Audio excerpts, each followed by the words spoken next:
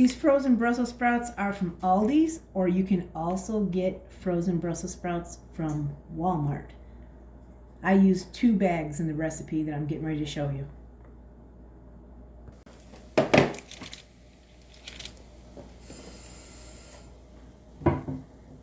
So you want to bake these in the oven on 450 for like 10 to 15 minutes.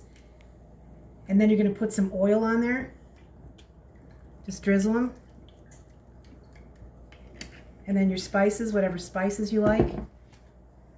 I'm just using salt, pepper, and rosemary.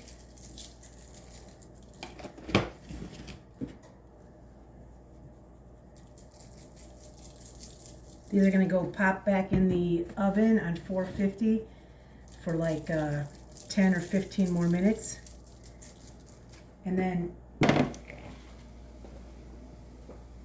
don't those look great, you guys? Some roasted, frozen Brussels sprouts. Hit it with a little bit of lemon. Just to get a little more flavor. And then we're going to come with Parmesan cheese. Just grate a little bit on top.